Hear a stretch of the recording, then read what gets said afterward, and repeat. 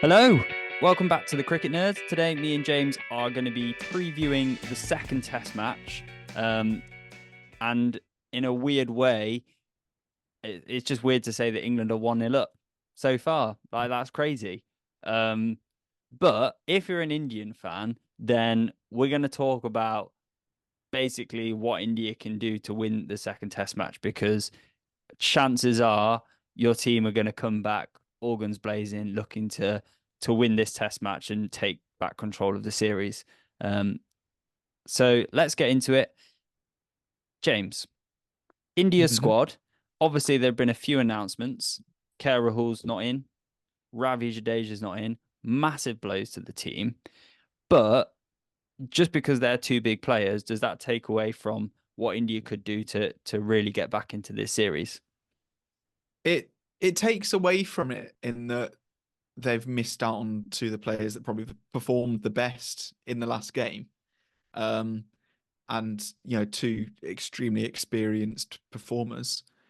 But it doesn't mean that have got no chance. By any stretch, I'd say India are still firm contenders with the team that they could have.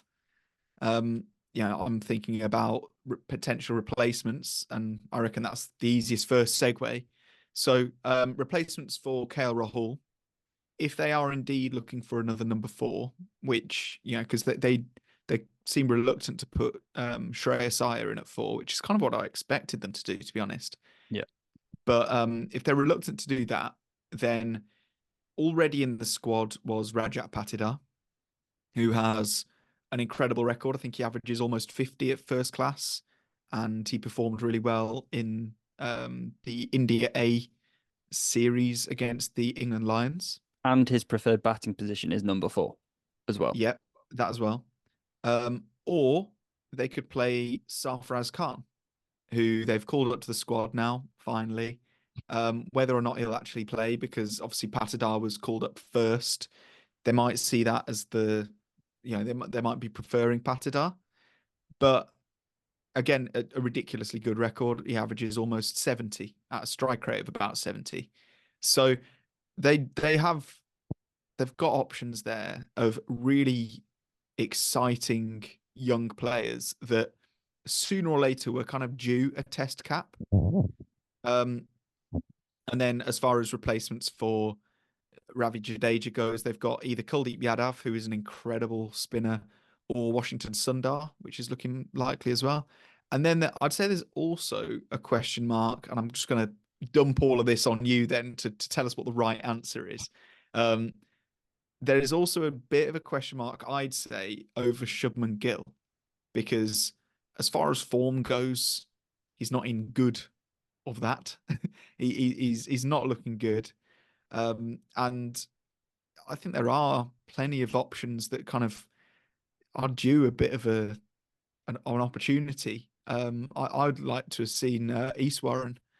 Um, Mm. I think he's long due a test cap. So I don't think they'll drop Gill. And I think in many respects it would be a mistake to drop Gill because he is obviously an incredibly talented player and probably the future of Indian cricket. But another question mark is over his name a little bit. Go on then. What's the right answer? Well, I think I'm going to kind of sit on the fence in a way because in terms of that Care Rahul replacement, whether it's Patidar or Sarfaraz Khan, the the sensible choice is Rajat Patidar in that he plays the big moments. He's quite a consistent performer. He's the safe option. If you want to go with the retaliation option, the more attacking option, then you'd go with Sarfaraz Khan. If someone's going to play the counter BAZBALL role, then it's Sarfaraz Khan. India are known for making more conservative choices when it comes to big games. Um, so I can see them picking Patidar over Sarfaraz Khan, but I think I would be more worried seeing Sarfaraz Khan coming in at number 4 or 5 than I would Rajat Patidar at this stage because, like Travis Head in the Ashes, that sort of performance can really put something like BAZBALL on the back foot. So I mean, that's it's where I'm leaning. effectively because regardless of between those two, we're really looking for a replacement for Kohli because Kohli's not in the That's second true. test. Yeah. So, and the scariest thing about Kohli from the perspective of an opposition fan is that he can just win a game for his side. You know, yes, you could dangle it outside off for quite a while in the last 2 years and he'll nick off for 20, but he's good enough that he could take it away with a 200. Yeah, for sure. And I think of those two options, Sarfaraz Khan for me looks like the most likely to, on debut, just hit 300 runs off, 100 balls. Yeah. Maybe not that much, but Yeah. just something ridiculous that takes the game away from England. And I completely agree with you. I think he's the scarier option. That being said, potentially the less likely Yeah. option, just based on India's track record. The other one in terms of Jadeja, I mean, Curtis Barrett's, for me, he's good enough to bat at number 6. Um, I think if you look at his first class record, he's not quite proven himself in Test cricket, but he had a couple of okay innings against England. He almost took India home, really, in that first Test. So for me, he could easily bat at number 6, and then the like for like replacement is Washington Sundar in terms of um, he's more of that conventional spinner like Ravi Jadeja, and he's also a very good batsman. I mean, he's a lot better batsman than Kuldeep Yadav for sure. However, Kuldeep Yadav for me is the better spinner. So that provides a few questions. And you said about Shubman Gill. I didn't think you'd mention Shubman Gill as the more outside bet. I think he's staying in the team. The one thing they could consider is removing Mohammad Siraj because Yeah. he didn't play much in the first Test match. He didn't have much of a role with the ball. Bumrah as the sole pacer is more than useful. Like he, aside from Jadeja as being a really big match winner for India, for me, Bumrah is the second biggest match winner in that Indian team based on how he can just break a team's innings open. So Siraj doesn't need to play, which means that you could play Kuldeep Yadav at number 11 and sacrifice one of your other bowling options, like a Mohammad Siraj, who didn't really play, and then have Sarfaraz Khan and Rajat Patidar come into the team. So you play one of them at 6 and one of them at 4 and keep Barrett at 7. So that's another option that India could look at. And if they did go with that option, then they should probably make a ridiculously spinning wicket, kind of like they did the last time England toured India, and bring Axar Patel's wizardry into the game a bit more. Because for me, Axar Patel wasn't as good in the first Test match as we've seen him be. Mm. So, and a lot rides on Ashwin's shoulders going into the next Test match. So it's going to be interesting to see how India perform. But they are kind of my suggestions for India. I'm leaning more towards the one seamer, three spinner option, as opposed to the three seamer, two seamer, three spinner option. I think it makes more sense for India because that's where their strength lies. Like Mm. they've got Washington Sundar waiting in the wings. He's a decent bowling all rounder, really. Um, they've also got Sarab Kumar Yeah, he's been waiting brought in the in. wings, who as he's an ex Punjab Kings player, so he's obviously really good. And he's he's also like he is a solid option as like he's got recent form in his favor. I think every time I've looked at how he's done, Yeah. it's been really impressive. So he's another really decent option. I think spin is where India have their expertise. On your point about making a really spinning pitch, I actually disagree that that's what India should do if they want to win the match. We saw what happened in the Border Gavaskar Trophy, where at indoor it spun so much that every ball from anybody that could kind of, you know, bowl a ball and just rip their finger down a little bit was absolutely ragging, which meant that every ball was really, really difficult to face. Yeah. And it completely leveled the playing field because India, while they have more players that are better at playing spin, that's, somewhat of a fact. Mm. Um, as soon as it's spinning ridiculously, it levels that playing field a little bit more, and it makes players that aren't as good at getting, a lot of turn, such Mm. as Tom Hartley or Rahan Ahmed or Shahab Bashir if he ends up playing, and we'll get onto that. It makes them far more potent bowling options than if it's, maybe a slightly less spinning wicket, like it was on the first couple of days in Hyderabad, where the Indian spinners looked miles more dangerous than the England bonds Yeah. because they're the ones that have the talent to get something out of that pitch. Yeah. I So guess. that's what I think they should do. And Yeah. obviously, from an entertainment point of view, that's what we want to see. We don't want to see a 2-day test match because that'll feel like we've been cheated after that absolutely incredible test match that we've just witnessed. Yeah, and I guess when you look at that last time England toured, Joe Root getting 5 for 5 on a pitch that was spinning square from day one, and it just took, I think it was Rohit Sharma got an 80 on the first day, and that was the equivalent of someone getting a double century on that pitch. Like it was Yeah. ridiculous. But yeah, I think you can say the first test match, it was a great test match. Even if England lost, it was still a great test match. Um, Even if you're an Indian fan and you're really upset about your team losing, it was, you can't deny that it was still a good test match. So I think that, yeah, we want to see good test matches. We want to see them go as far as they can.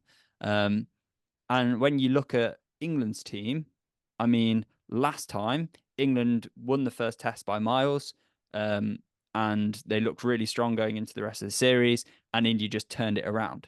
Whereas this England team's different. They're not predictable. The first test match tells us that. And there's been some news going around that England might be considering just by playing no seamers and having 5 spinners because they've now got Yeah. 5 spinners available. Do you reckon that might happen? It's been suggested by Brendan McCullum. So Mm. surely that's where England are looking. What I'm thinking is that I'm pretty sure the last 3 debutant spinners in that England test side have taken at least 5 wickets on debut. Yeah, you're Rahan right. Ahmed in Pakistan, Will Jacks in Pakistan, and then Tom Hartley in India. So maybe they're thinking if there's any way that we can fit another debutant spinner into that side, there's like a guaranteed 5 wicket haul in an innings there. Yeah. Maybe that's what they're thinking, and maybe that'll happen. Mm. And then in the third test match, they'll play James Anderson as a spinner. As a left arm orthodox And that spinner, and that he'll counts take as 5. yeah. Ollie Yeah, Robinson's bowled maybe. spin before. He Yeah. has, yeah, in his sunglasses in the ashes. That was a bad time. But Yeah. I uh, I don't know how I'd feel about it. It would be funny, probably for the first day when they announce it. Like we'd be like, "Oh wow, this is ridiculous," and it's BAZBALL. Like we can't complain. It'll probably work. At the same time, I think it would be a mistake because at the same in the same way that India picking 4 spinners and 1 seamer goes towards their strengths, I think England's strength is still their seam attack. Their Mm. spinners performed well, and I think it's fair to say they overperformed for their ability in that second innings, the second bowling innings, that is. But I don't think England's.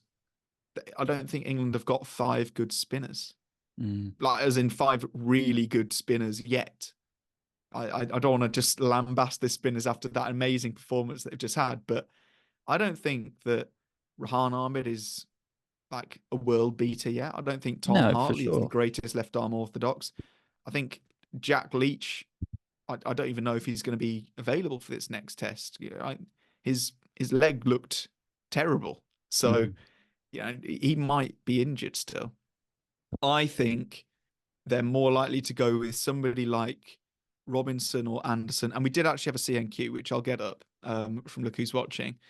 But I think that's what they're more likely to go for is a 1 seam attack again, or maybe even 2. But Yeah. I think, do you think it's pure? They're only saying this because of how perhaps ineffective or underutilized Mark Wood was? maybe. I mean, to be a good seam bowler, you have to be good in all conditions. Let me rephrase that. To be a great seam bowler, you have to be good in all conditions. Like for me, Chris Wokes is a good seam bowler. I don't think he's a great seam bowler, and I'm only saying this because Benji's not on the podcast. And if I I was said going to Chris Wokes say, isn't the best bowler, he twitching wouldn't at be that. happy. But because Chris Wokes' record is so good at home, but if you play him away from home, he's not that great. Um, you look at someone like Dale Steyn, who's one of the best fast bowlers to ever play the game. My dad will love me saying that, and he's watching this podcast, so that's one for you, Dad.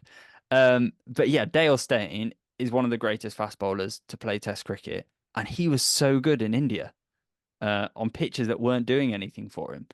Jasprit Bumrah is so good in India. He's better in India in spin favored conditions than he is anywhere else in the world.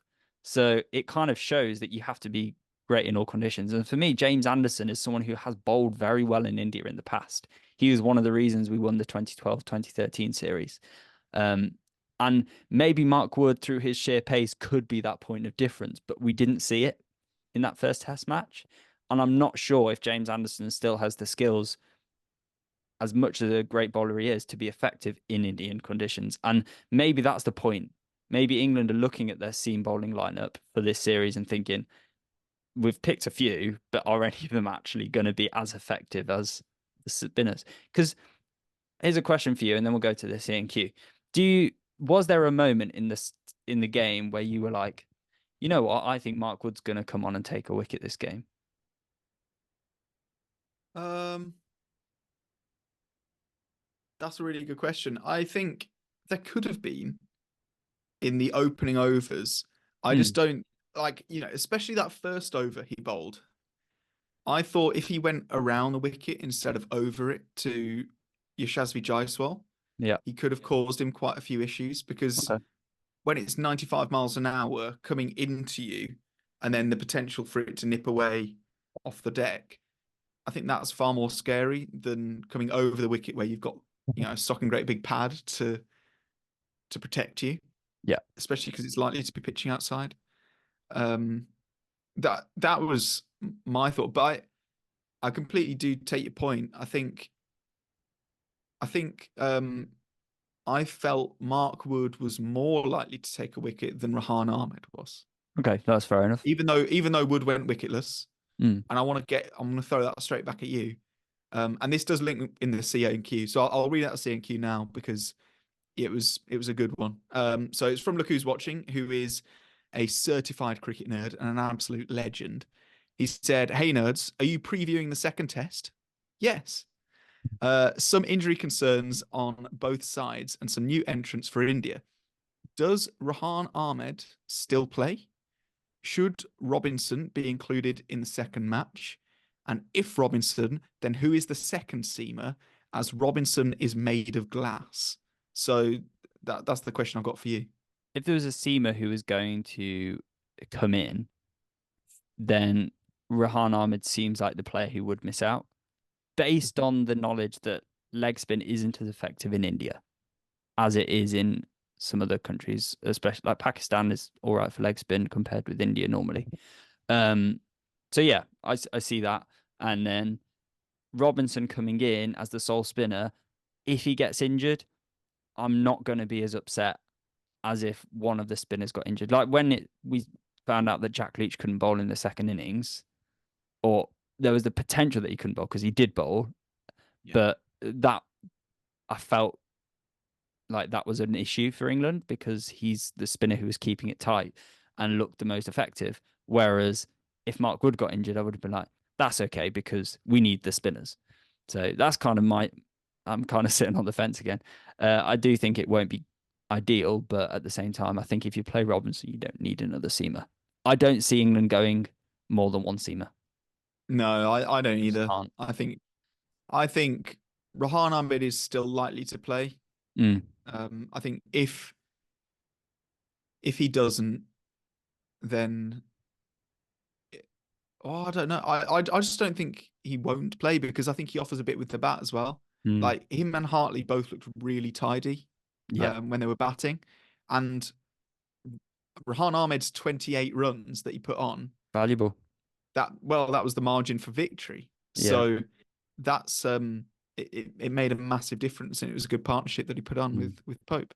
My only So, thing, sorry, oh, just one more thing about England's selection. The only thing that I can think is that England, I have a feeling that Ben Stokes and Brendan McCullum want to give Shoaib Bashir a debut in this mm, series, whether it's this test match or the next test match. I can just see that happening. So that's that. yeah, that's the only reason that I think Mm. they might. I think that's why McCullum floated the idea of five spinners. Mm. Because I would play Anderson personally. Yeah, me too. Yeah, I think he's very skilled. Robinson's got an incredible record. He just takes wickets, and it is incredible. And if they play Robinson, that's fine because he also deepens the batting a touch as well. Um, but Robin Anderson, I see as the more in the same way that we think that Sarfaraz Khan should be played because he's the scarier for England. I think an Indian fan, and correct me in the comments if you're wrong, if I'm wrong, an Indian fan would look at an England side with Jimmy Anderson in and think, "Oh, he could take some wickets here." Yeah, So I don't know. yeah. Should we get into predictions then? Uh, Yeah, just two basic predictions, really. First one we've kind of already looked at. Pitch wise, do we think it's going to be a raging Turner, or do we think it's going to be similar to the one we've had, or do you think it's just going to be flat and India think let's just bat long? I. It's really hard because I haven't seen the pitch, so I can't say Yeah. for certain. But I what I think and what I think is a good idea are potentially different things. I think because of what we saw in the comments and like we've got a huge Indian fan base, so I'm taking their word because they're going to know more. It's going to be more in their media. Somebody even commented something to the effect of, "It's going to be like sand dunes." So, Yeah, I saw that one. um, it's it's it. I think people are expecting it to be quite a big raging Turner. So that's that's what I expect. What I hope for the sake, and what I think is a good idea for India, as I said earlier, is one similar to the last Yeah. test because that one swayed the favour a couple of times, but I'd say India were in control for larger periods of the game. Yeah. Yeah, So they made more mistakes, didn't they? yeah, that was the reason they lost. Mm. Um, it was the mistakes. So I think they it would be worth them almost trying again on a very similar pitch. Yeah, And I sticking to their think guns. yeah, because I think they could find that they have a different result. Yeah. How about you? Yeah, I'm the same. I agree that it would be a shame if they picked a pitch that was spinning square. Um, but the likelihood of that happening in Indy, you can never know. I mean, they've got to work with the conditions they've got. Um, Yeah. we don't really know much about Vizag, so who knows? The other thing is India could look to prepare a flat pitch. However, we've seen how effective England are on flat wickets. That would be uh, that would be suicide, really. Um, so the other prediction then is who do you think is going to win? It's not going to be a draw. I can say No. that much. Do you think BAZBALL, now they've got the first one in the series, they have some momentum, they might take it, or do you think India are going to fight back hard and take it away? I am gonna say I'm completely 50-50. Oh, wow. Um, which I'd say is a massive improvement on how I thought England were going to do. But Mm, I'd say India have obviously been slightly weakened, losing Jadeja and KL Rahul. Um, I think if they get Sarfraz Khan in, I don't think that's a loss for them at all. I think I mean, I've said it for a while. I think he's really good. mm. Um, and the reason I think England are only 50% is because they could get a little bit cocky and do something silly, like an early declaration or something just a bit silly like that turns out to be a complete fumble. So that's what I think could mess England up. But yeah, I'm completely 50-50. It's a toss of a coin for me, and I'm super excited for it. How about you? Yeah, I think I, for me, I've had to kind of not get on the BAZBALL hype. It's so easy to when you read everything in the English social media about the cricket team at the moment. It's easy to get on the BAZBALL hype, and we've seen BAZBALL do great things. However, is Ollie Pope going to play another great innings like he's done in this Test match? Who knows? Do I think Hartley's going to get another seven for in this series? No, I don't, realistically. And that's just me being pessimistic and wanting to be surprised. Um, I think it will take some.